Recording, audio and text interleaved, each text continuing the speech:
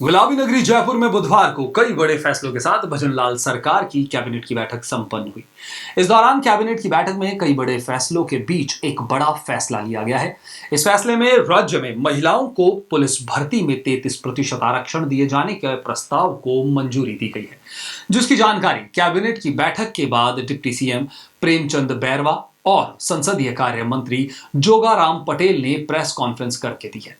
Cabinet मंत्री जोगाराम पटेल ने बताया है कि बैठक में महिलाओं और दिव्यांगों के लिए कई फैसले लिए गए, जिसमें पुलिस अधीनस्थ सेवा नियम संशोधन की मंजूरी दे दी गई है।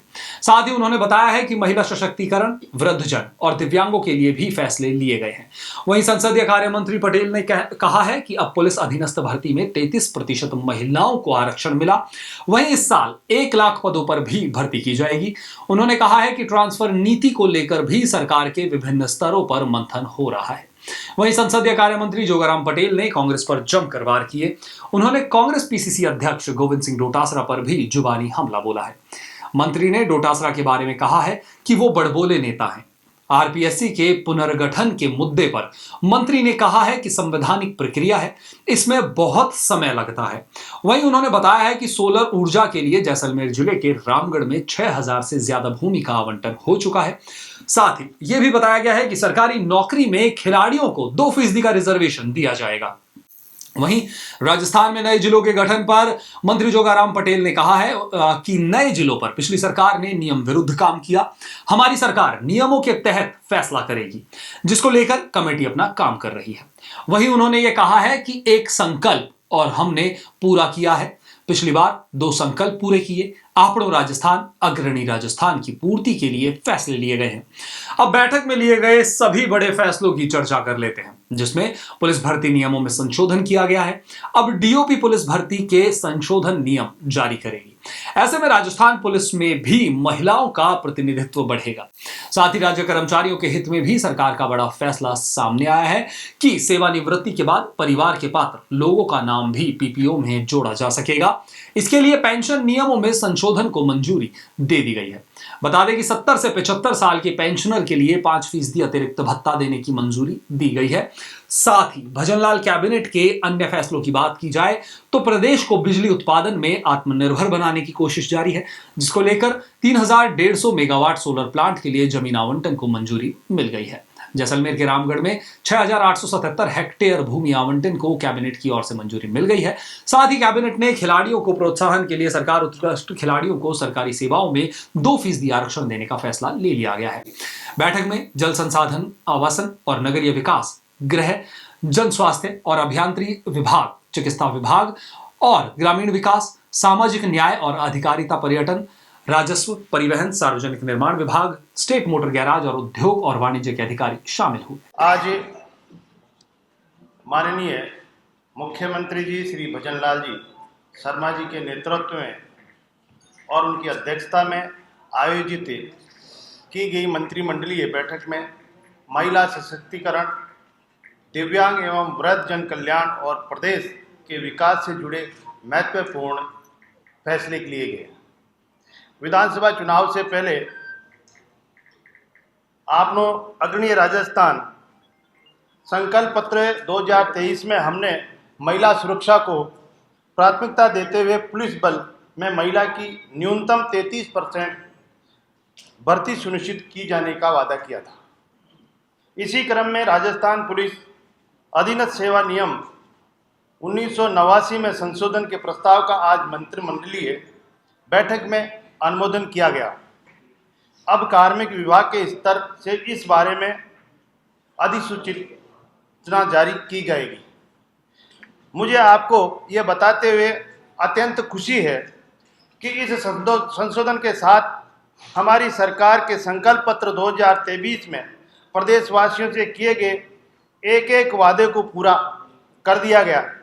इस निर्णय से प्रदेश में महिलाओं को रोजगार के अधिक अवसर उपलब्ध हो सकेंगे और राजस्थान पुलिस में महिलाओं का प्रतिनिधित्व बढ़ेगा। साथ ही महिला सशक्तिकरण को भी बढ़ावा मिलेगा, जिससे महिलाओं से जुड़े मामले में पुलिस और अधिक संवेदनशीलता के साथ काम करेगी। आज की बैठक में हमने राज्य सरकार के कार्मिकों के हित में और एक महत्वपूर्ण निर्णय लिया है।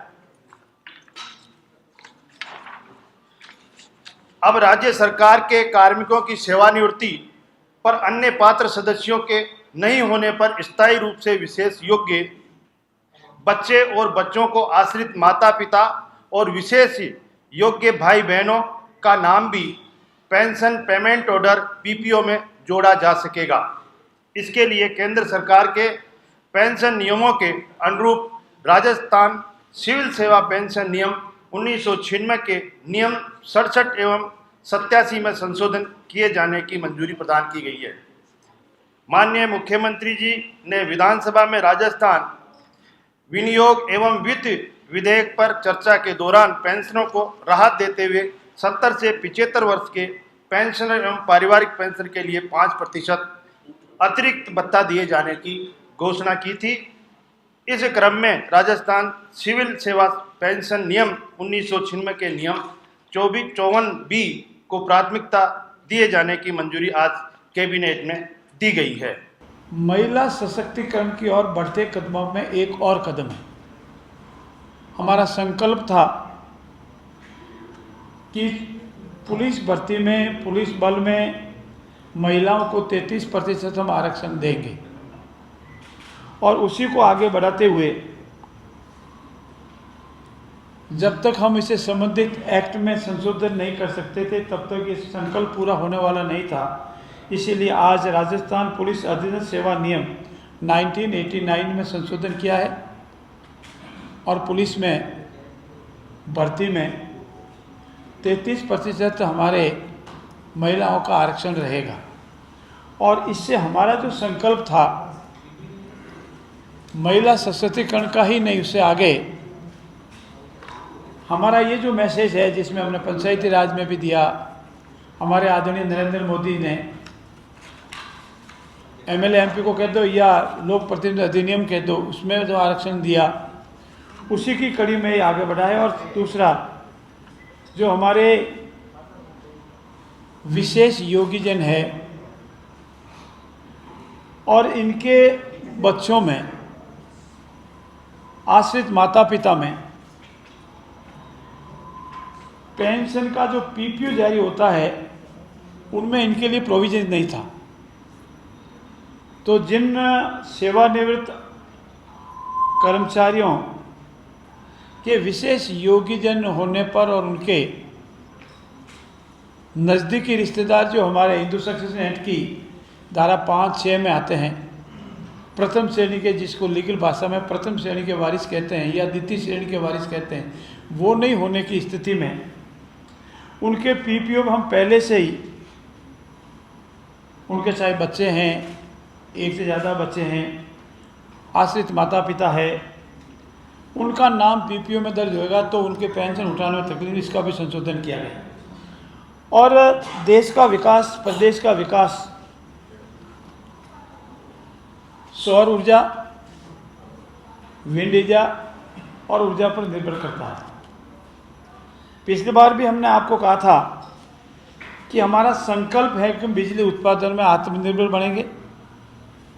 हम किसानों को सन 2025 तक दिन में बिजली देने का संकल्प पूरा करेंगे। हमारे जो घरेलू उपभोक्ता है उनको 24 घंटे बिजली देने का संकल्प हम पूरा करेंगे। और हमारे जो उद्योगों में बिजली मिल रही है उसमें निरंतर निश्चित अवधि तक बिजली मिलती रहे, इसके भी प्रयास करेंगे। और इसी क्रम में आज हमने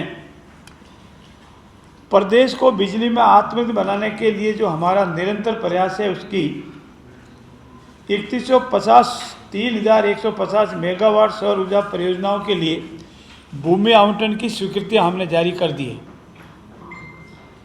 और इसमें क्रिस्टोलाइज टेक्नोलॉजी विथ ट्रैकर होता है। एक ट्रैकर होता है कि जो आपकी प्लेट लगती है वो सूर्य की किरण की तरह इधर रहती है फिर इधर रहती है, एक किरण ट्रैकर घूमती है तो वो किरण के साथ साथ वो अपना आप ऊर्जा लेती रहती है। इसमें व्यवधान नहीं आता, रात्रि में तो नहीं मिलता लेकिन दिन में भी अगर सूरज सुबह है तो आपकी प्लेट इधर लगी हुई है तो उधर वाले को नहीं मिलेगा।